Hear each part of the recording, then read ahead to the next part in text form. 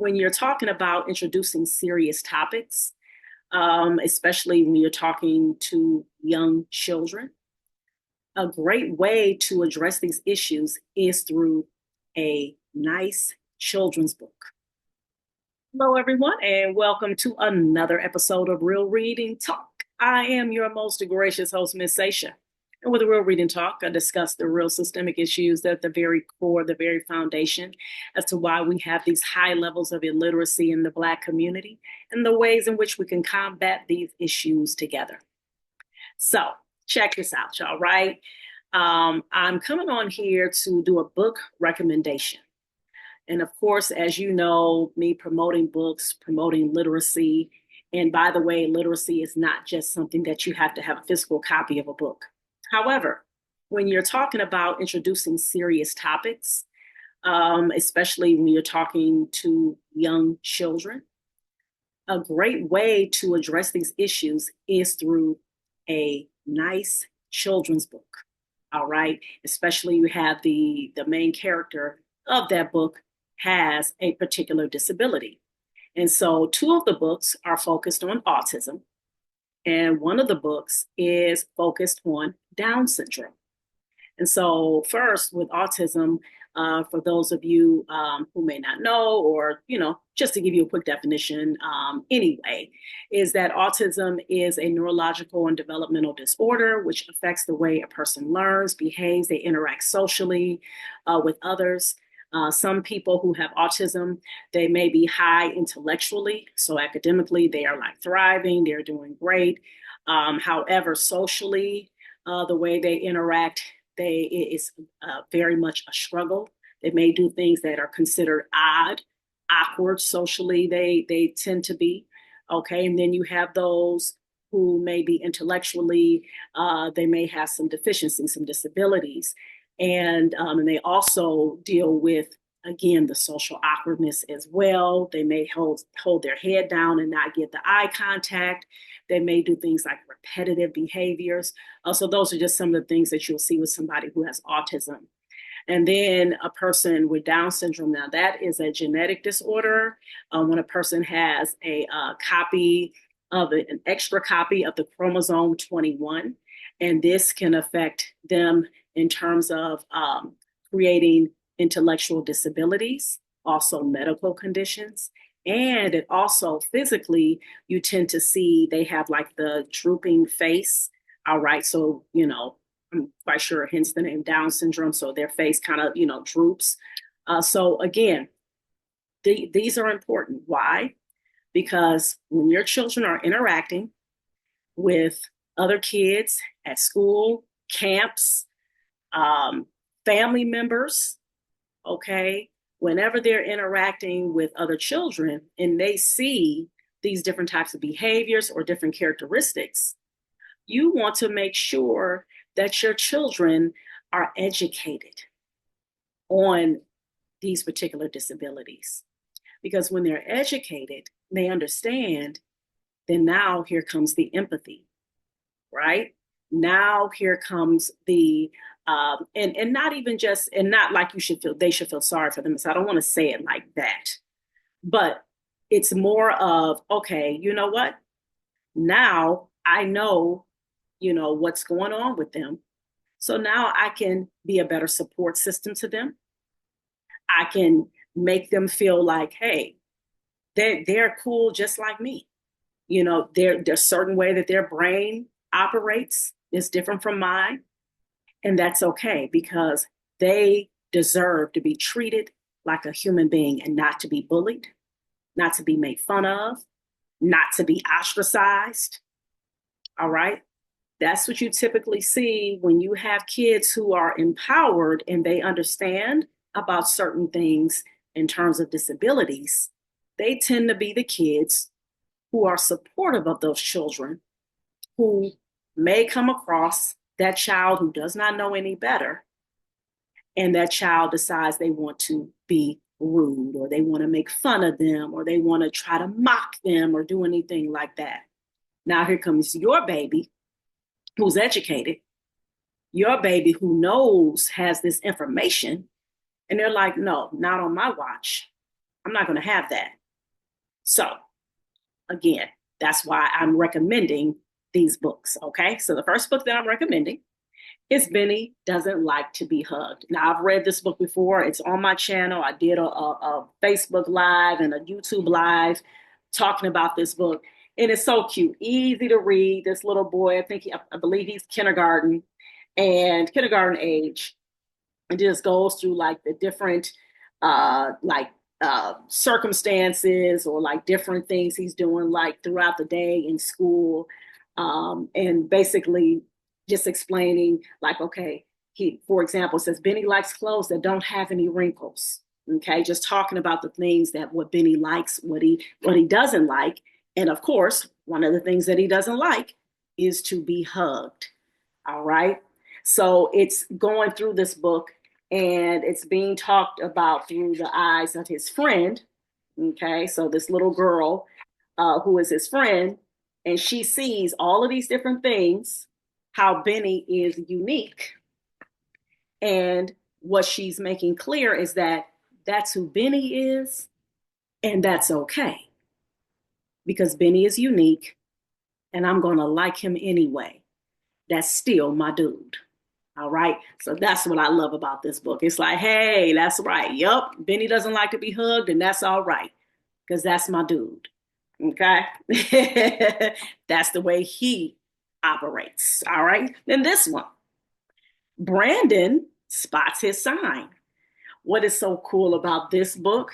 Again, this is a very short read, and it's going talking about Brandon. He's the main character. However, one of his siblings, too, I think, or was it one or two of his siblings, has autism as well, which I thought it was pretty unique. I was like, wow, man, like you have like more than one child. Usually I tend to see, or I've come across, it's usually maybe one child who has autism, but this book is showing it has multiple children who have autism, but it's just showing how it's saying that, talking about, what Brandon, the different things that he may not be able to do. Like, for example, he talks about his sister. She reads all the time, but she has autism too. That's where it's, like I said, wow, it's very, very cool. And then it says she has autism like me, but she does not stutter like I do sometimes. And so he's like questioning himself. He's like, okay, well, what if I stutter? What if I say the wrong words? What if people laugh at me? Okay, so he's going through these different scenarios where, everybody in the family is doing certain things. Then he starts to doubt himself. Like, okay, what if I can't do that? What if, and then it says, but then I read a sign, let's go, Brandon. Okay.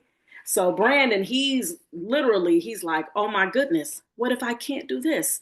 My brother likes these cars, or my dad, he likes to swim, knows how to swim. What if I drown? I think his mom, I think it says something about her liking to dance. And, what if I mess up? All of that. Then you have the cheering section, and it's saying, let's go, Brandon. And what I love about this book too is because when I had read this to one of the kindergarten classes when I was 7, in the school, and I told the kids, I said, okay, when it gets to the part, let's go, Brandon, I want you all to say that. So I said, so I showed them ahead of time. I was like, okay, when it gets to that part, I'm going to point to you and you're going to say, let's go, Brandon. All right. And so it was so cool. So that was like an example of an interactive read aloud where I had them join in, and they were, really getting excited about being able to cheer this little boy Brandon on, because we're like, hey, oh, here, matter of fact, the picture of him on the back, which is so cool. That's what I like about this book too. So cheering them on. So again, another example of teaching our children to be supportive of our young people who have autism. All right. Making them feel important and included. Oh, here's another part of this book. It was so cool, right? Gotta share. It says a few good ways to encourage people who have autism. I'm not going to read all of them. There's a list of 10, but I'll just read the first two. It says, ask me if I want to join in. I'd like to be invited. I might say no thanks, and that's okay. Another one, tell me what to expect. Sometimes I worry when I don't know what will happen next. So I was like, wow. I said, that is so cool, right? So you have that, okay, in the book where it's encouraging, telling people how we talk to our community members who have autism. Okay, just gotta, do things in a different way. That's all. But when you're prepped and when you're prepared, then everything is all good. It runs a lot smoother. In the last book, this is my favorite books to read aloud. This right here, Be Good to Eddie Lee. Okay, you all see, oh, I just love this illustration. Our dear brother, he's passed on now, Brother Floyd Cooper, illustrated this book. Just a warm picture, right? Just so beautiful, okay? Then you have Virginia Fleming. She is the author of this book, and it just talks about how you have the main character, of course, Eddie Lee, and then you have Christy and Jim Bud. Now, Christy, she deals with Eddie Lee with care. She's, empathic. She's, being kind because her parents educated her. They told her, okay, you be kind to Eddie Lee. All right. Basically letting her know, okay, he's different from you. All right. He may do things differently. And I want you to be kind to him. Jim Bud, on the other hand, he obviously wasn't prepped by his parents because the way he was dealing with Eddie Lee, it made me want to just take him up by his shirt. What's your problem, boy? You know what I'm saying? Well, yeah. So, like I said, with this book right here, it just goes through them, the three kids going throughout their day, and Eddie Lee, he's trying to be a part. He's trying to go and kick it with Christy and Jim Bud, and Christy, she's kind of like, how she knows that she has to be kind to him. However, she still kind of feels a little funny in dealing with them. And those are things and conversations you can, explore with your children. Because even though a child may understand, still they kind of struggle and toggle with like, okay, do I want to play with this kid? Because this kid says things that's kind of odd. They may say things at the wrong time. They may say too much, or they may keep bugging and asking questions over and over after I answered the question already, or, they seem like they're too pushy and I don't really want to be, so she's trying to, be delicate, but Jim Bud, he's just like, man, get your butt out of here. And, what are you dumb, coming from that mindset. And so this book right here, basically, it just that whole ignorant attitude that Jim Bud is trying to have towards Eddie Lee, this book says, no, you're not going to do that. Okay. So I love how the way this book ends is so sweet. And it just shows that once again, how we have to make sure that we don't otherize our babies and people, period, in general, whether they're children or adults. We don't otherize those, meaning what, put them in this category of you're over there. You can't really be with us. You think differently, you look differently. You keep doing this over and over again. You're sitting too close to me. And even with all of these different things, it's still a way, even if you want to say, for example, you have some of our young folks who have a disability and they may not understand having that, giving you that space, right? You can still tell them, you can pull them to the side, tell them gently, oh, you know what, let's give each other a little space, okay? When we're talking, it's a way you can talk to them to remind them that, yes, you're not annoying to me. I'm not aggravated by you. I want you around. I just want to show you this will be a better way that we can interact. Okay. So just wanted to share that. Hope it was helpful and empowering, all of that great stuff. So go to the library, grab those books. I'll show them once again, even though you guys can do a rewind, of course. Bam, Brandon spots his sign. Benny doesn't like to be hugged. Be good to Eddie Lee. All right. Thank you all again for listening. This has been another episode of Rural Reading Talk. I am your most gracious host, Miss Sasha. And please remember that reading is freedom.